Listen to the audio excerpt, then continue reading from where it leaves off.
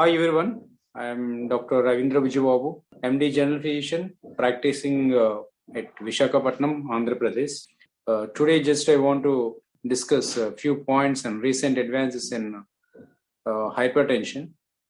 Before going to that, I have always had my clinical experience than what the guidelines, what they will do. So, in my clinical practice, always keep my patient's blood pressures at a level of 120 systolic hypertension and 80 mm of mercury diastolic hypertension for all the age groups. For elderly people about 60 plus years, I will keep systolic hypertension about of 10 mm of mercury less than the normal, like 110 mm of mercury, because I didn't want to go for any kind of hypertensive surge in those fellows, because they're prone for mostly cardiovascular or cerebrovascular strokes. So I will keep them at systolic hypertension at 110 mm mercury. And for young adults and about a 40-45 plus years age group, I will keep always around at 120 m of mercury. Most I will maintain for them. And the persons came with an early hypertension like 130, 140. Then I ask them to have a salt restricted diet and regular physical exercise and diet management like low fatty diet. I will advise them and ask them to follow for about of 1 or 2 months, and I again ask them the patient to come back and I can recheck the blood pressure with ECG monitoring. And if they do well, then I ask the patient to go on non-pharmacological methods only. If they didn't do, then I will go for pharmacological methods starting on depending upon their is comorbid condition.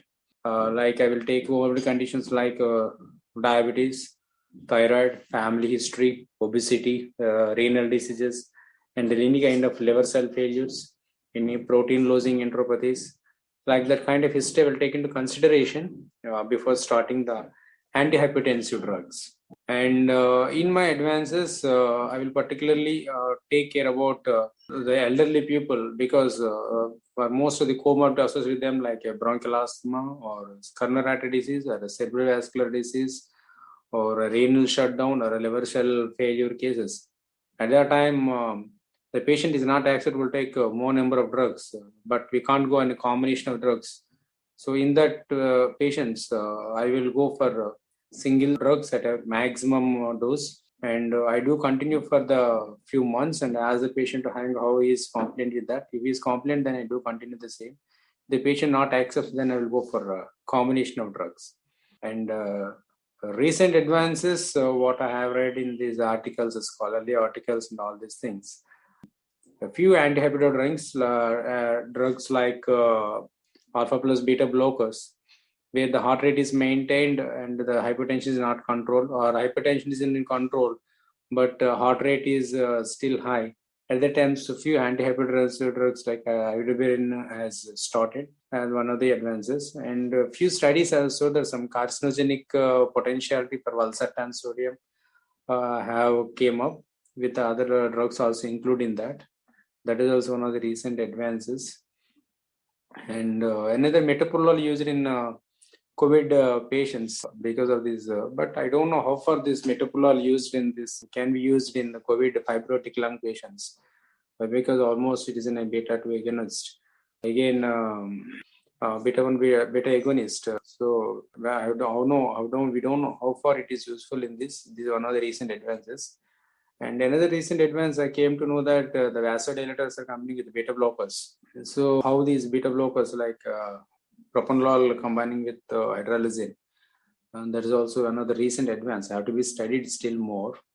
But whatever it may be, my request to the scientists and also for our clinicians to present the scholarly articles on individual based outcomes have to come with the so many young patients with comorbidities and around 40 for 50 years of age group with comorbidities, and 50 to 60 years with comorbidities and 60 plus years with comorbidities.